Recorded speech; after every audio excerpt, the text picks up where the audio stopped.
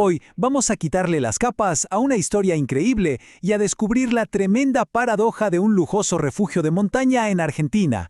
Es un viaje que nos lleva desde el puro brillo de la alta sociedad hasta las bases de uno de los capítulos más oscuros de la historia mundial. ¡Comencemos! Vamos a entrar de lleno en esta marcada paradoja. Imagínese esto. Un paraíso remoto que al mismo tiempo era el lugar de descanso de la alta sociedad de los años 20. Y aunque parezca increíble, financiaba en secreto al régimen más oscuro del siglo XX.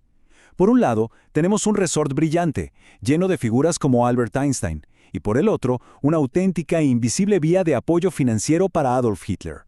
Una locura, ¿verdad? Sección 1. Un paraíso en las sierras. La grandeza de la falda. Para entender bien la magnitud de esta historia, primero hay que imaginar el esplendor absoluto del lugar. En mayo de 1912, unos inmigrantes alemanes llamados Walter e Ida Eichhorn compraron esta propiedad y transformaron un paisaje montañoso totalmente desolado en un gigantesco oasis autosuficiente. Tenía literalmente de todo para no depender de nadie afuera. Hablamos de inmensas huertas, su propio tambo para los lácteos y una chacinería de primer nivel. Es más, los registros muestran que Ida Eichhorn hasta ganó el primer premio en Buenos Aires por la altísima calidad de sus conservas artesanales de frutas y verduras. El nivel de perfección era sencillamente asombroso. Y bueno, todo esto nos da una idea clara del inmenso prestigio del hotel.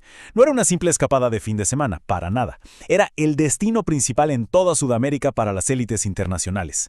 Hospedó a mentes brillantes como Albert Einstein en 1925, a la famosa poeta Berta Singerman y hasta el duque de Mecklemburgo.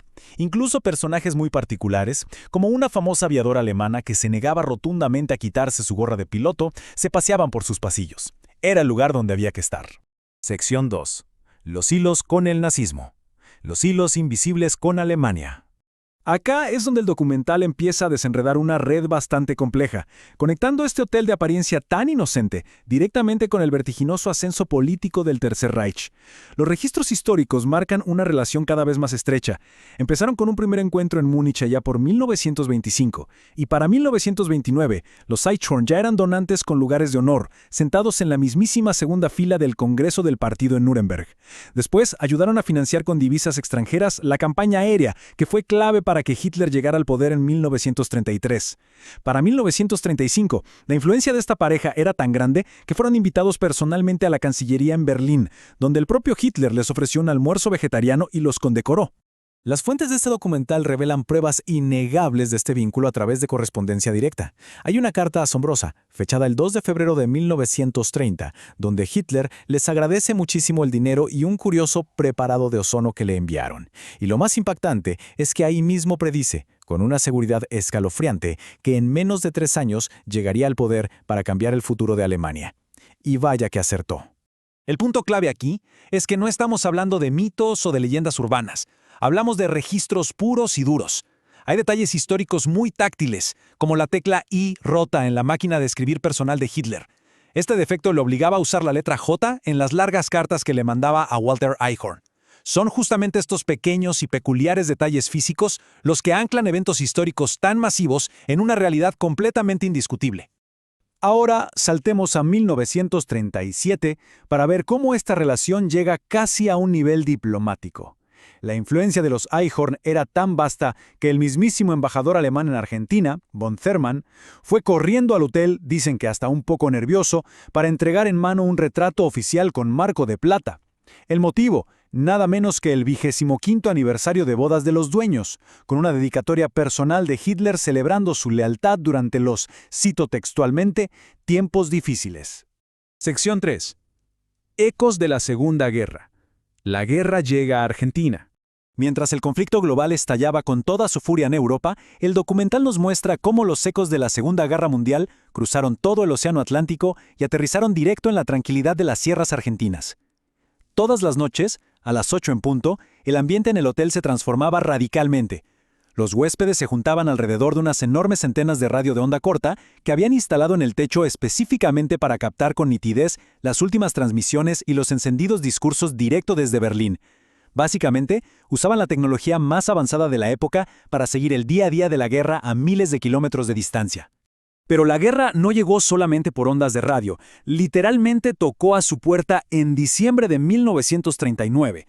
Cuando el imponente acorazado alemán Admiral Graf Spee fue hundido en el Río de la Plata, su tripulación se quedó varada en la región.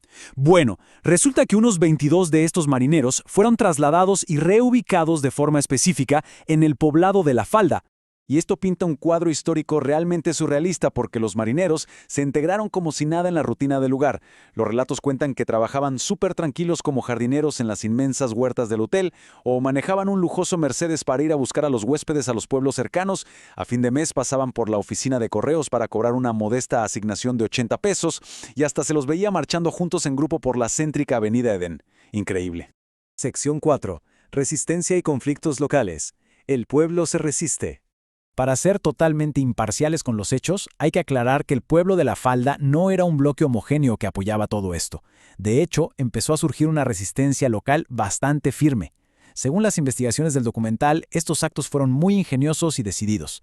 Por ejemplo, Ernesto Guevara Lynch, el padre del futuro Che Guevara, investigaba con mucho cuidado a través de Acción Argentina si esas antenas emitían mensajes cifrados hacia Berlín. Además, la gente pintaba la letra B de la victoria con tinta indeleble en las fachadas de los simpatizantes y hasta les pinchaban sin dudarlo las 4 llantas a los autos de los comerciantes que iban al cine a ver películas de propaganda nazi. Y esto captura a la perfección la intensa fricción y el enorme abismo ideológico que partió al pueblo en dos. Por un lado, se invitaba a algunas damas a tejer cálidas medias de lana para abrigar a las tropas alemanas durante la cruda invasión a Rusia.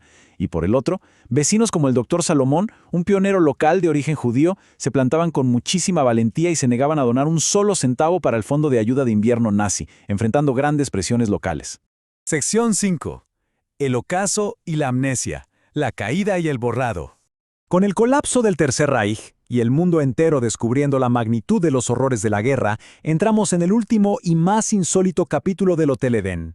En una paradoja de posguerra que realmente cuesta creer, los Eichhorn, quienes por cierto juraron no saber absolutamente nada del Holocausto y decían sentirse muy golpeados y avergonzados, formaron a partir de 1948 una amistad íntima y documentada con Liz Lowell, una sobreviviente judía del Holocausto. Es un giro totalmente desconcertante que desafía cualquier explicación simple. Pero en un contraste brutal con esa amistad tan sorpresiva, el médico del lugar recordó un detalle que pone la piel de gallina. Contó que años más tarde, cuando iba a sacarle sangre a Ida Eichhorn, que ya estaba postrada en cama por una enfermedad, ella seguía teniendo a la vista una fotografía en su mesa de luz. ¿Saben de quién? Del mismísimo ministro de propaganda nazi Joseph Goebbels, posando junto a toda su familia. Una lealtad en las sombras que persistió intacta hasta el último día de su vida. El documental rastrea meticulosamente un patrón en las décadas siguientes que apunta a un encubrimiento literal, a un intento muy claro de borrar la historia.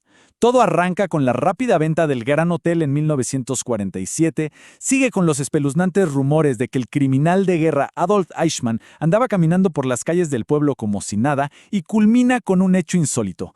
Alguien arrancó físicamente las páginas del registro de propiedades local donde figuraban los nombres de los dueños originales. Las hojas simplemente desaparecieron. Para cerrar, toda esta historia nos empuja hacia una reflexión ineludible sobre el peso y la tremenda fragilidad de la memoria colectiva. Después de repasar los cimientos del que alguna vez fue el esplendoroso Hotel Edén, surge una pregunta muy inquietante. ¿Es más fácil para una sociedad borrar sistemáticamente su historia o tener la valentía de enfrentarse cara a cara con los fantasmas de su propio pasado? Es un pensamiento profundo que realmente nos invita a cuestionar cuánta historia permanece hoy enterrada, justo debajo de la impecable fachada de la vida cotidiana. Muchas gracias por acompañarnos en este análisis.